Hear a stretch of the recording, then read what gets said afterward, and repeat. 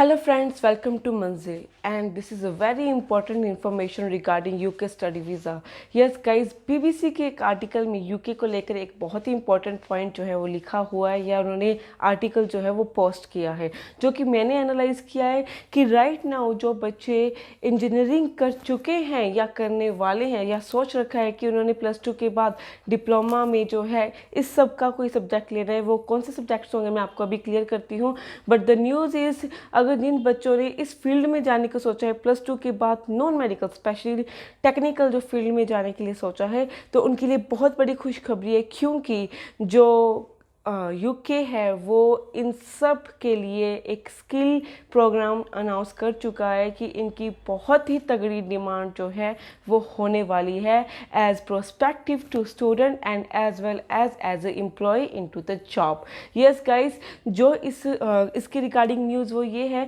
कि जो स्टूडेंट्स जो हैं 10+2 में जिनके पास नॉन मेडिकल थी और उसके बाद वो डिप्लोमा करना चाहते हैं या यूनिवर्सिटी में जाकर बैचलर्स करना चाहते हैं रिगार्डिंग बीटेक स्पेशली, तो वो कौन कौन से कोर्सेस है मैं आपको बता देती हूँ. लाइक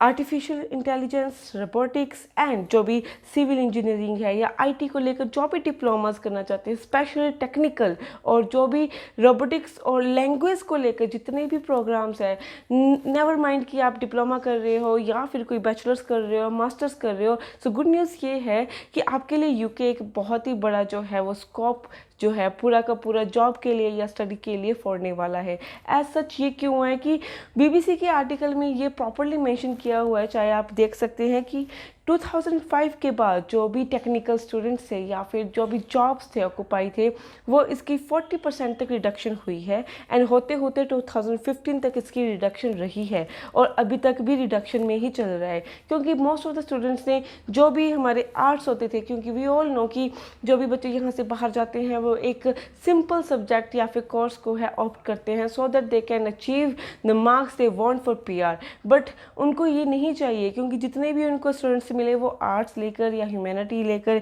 या बिजनेस को लेकर एक्सेट्रा एक्सेट्रा इन सब कॉलेजेस या फिर कोर्स या यूनिवर्सिटीज़ के रिलेटेड उनको स्टडीज़ मिली, जिसकी वजह से उनकी जो है उनकी प्रोफेशन या उनकी इकोनॉमी को जो एम्प्लॉय चाहिए था या फिर उनकी फील्ड्स जो थे टेक्निकल को लेकर, रोबोटिक्स को लेकर, आर्टिफिशियल इंटेलिजेंस को लेकर या फिर एनी हाउ सिविल इंजीनियर्स को लेकर, वो काफ़ी टाइम तक जो है हद तक जो है वो वेकेंट रह गई. सो यहाँ पे इन्होंने इसको एक स्किल नेम दिया है कि यूके के स्टूडेंट को जो स्किल 2021 को है कि क्या अनाउंस किया है. तो इसी स्किल के तहत मैं आपको बता दूं कि आपकी डिमांड जो है वो बहुत बढ़ने वाली है एंड वही बच्चे जो इन सब को ऑप्ट करेंगे उनका करियर पॉइंट और पीआर के पॉइंट जो है वो बहुत ही सक्सेशन में जाने वाले हैं. एंड ये जो है कोई अजम्पशन नहीं है. और एक बात और क्लियर कर दूं कि वहाँ से कोई डेक्लरेशन भी नहीं है कि इसके ऊपर कोई ऑफिशियल नोट आया हो कि हम ये करने वाले हैं, ये करने वाले हैं, जैसे यूके की बाकी ऑफिशियल अपडेट्स आती हैं.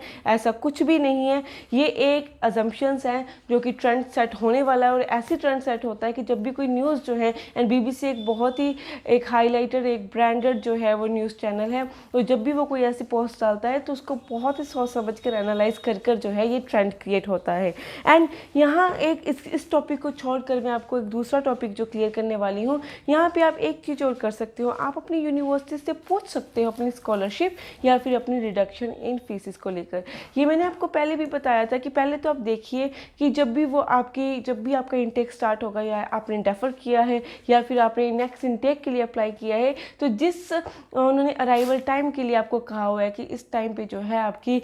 इन कैंपस जो है स्टडी शुरू हो जाएगी, तो आप उनकी तरफ से क्लैरिफाई कर सकते हैं कि आपकी जो स्टडी है वो क्या इन कैंपस स्टार्ट होगी रियली में या नहीं होगी. अगर तो वो कहते हैं कि होगी then that's okay, that's cool. But अगर वो कहते हैं कि नहीं होगी, आपकी ऑनलाइन क्लासेस जो हैं वो स्टिल कंटिन्यू होगी और उसका बहाना उनका एक परमानेंट वही है कि वैक्सीन वैक्सीन वैक्सीन और लॉकडाउन. सो इस बात के लिए आप उनको काउंटर कर सकते हैं, उनसे पूछ सकते हैं या फिर उनको कह सकते हैं कि आप जो है हमारी फ़ीस जो है कम कर दीजिए या हमें स्कॉलरशिप स्कॉलरशिप कर दीजिए, क्योंकि ये ऑनलाइन प्रोसीजर है और हमें इन कैंपस जितनी फैसिलिटीज़, उनकी क्लासरूम्स, उनके जो भी एक्सपेंडिचर्स होते हैं वो हम नहीं यूज़ कर रहे। So why we should pay for that, जो कि जो हम पे और यूज़ भी नहीं कर रहे। सो आप ये कर सकते हैं, बिलीव मी, अगर आप ये करोगे तो आपको चांसेस हैं कि आपकी जो फीस है वो रिड्यूस हो सकती है, बट आपको वे करना पड़ेगा, सिर्फ उनको पूछना पड़ेगा। और ये जो प्रोसीजर है आपको मेल के तहत या मेल के थ्रू करना पड़ेगा। एंड एक लॉकडाउन में ये भी हुआ था कि लॉकडाउन में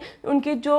एम्प्लॉयज़ थे वहाँ पे, जो भी पीआर लेकर बैठे थे या उनके नेटिव्स थे, उन्होंने लॉकडाउन में उनको स्किल्स सीखने के लिए कहा था। उनको घर में बैठकर गवर्नमेंट ने खुद जो है वो स्किल्स जो है वो सिखाए थे। इसी के रिलेटेड आर्टिफिशियल इंटेलिजेंस, ये सब कुछ जो मैंने अभी आपको बताया, इसी के रिलेटेड उनको स्किल्स सिखाए थे। और लॉकडाउन ओपन होते हुए जैसे भी वो ओपन हुआ तो उनको जो था उनको ऑक्यूपेशन मिल गया, उनको जो है जॉब्स प्रोवाइड कर दी गई। सो यहाँ पे बिल्कुल क्लियर कट के क्लियर होता है कि गवर्नमेंट जो है, यूके की गवर्नमेंट को इस एरिया के बच्चों की ज़रूरत है। और इस वीडियो के तहत मैं आपको ये बिल्कुल कंफर्म नहीं करूँगी या ऐसा कुछ भी मेरा नहीं है कि सिर्फ इसी स्किल्स को उनको प्रमोट करने के लिए उन्होंने कहा है या फिर उनकी इंडिकेशंस हैं, और भी बहुत है। बट जो मोस्ट अप्रोचेबल स्किल्स हैं वो हमारे पास आर्टिफिशियल इंटेलिजेंस, रोबोटिक्स तो है ही। और यहाँ पे मैंने आपको पहले भी बताया था कि डाटा एनालाइज का जो भी आपका यहाँ पे कोई भी, चाहे अपने पीआर के लिए अप्लाई करना है या पढ़ने के लिए जाना है या वहाँ पे कोई कोर्स ऑप्ट करना है, तो ऐसा जरूर करना है जिसमें डाटा एनालाइज जो है वो हो ही हो, क्योंकि डाटा एनालाइज की जो स्कोप है वो अभी बहुत हाइट पे है और वो आगे भी बहुत हाइट पे होगी। और डाटा एनालिस्ट को लेकर जो सेकंड है जो इसका कोर्स है वो है साइबर सिक्योरिटीज़, जिसकी डिमांड जो है वो यूके में अभी भी बहुत हाई है। सो इन दो चीज़ों को ध्यान में रखकर और इन सभी फील्ड को जो मैंने अभी बताया एनालिस्ट को ध्यान में रखकर ही अपनी जो है अपनी प्रोसीड कीजिएगा अपने यूके स्टडी वीज़ा को लेकर। Thank you guys.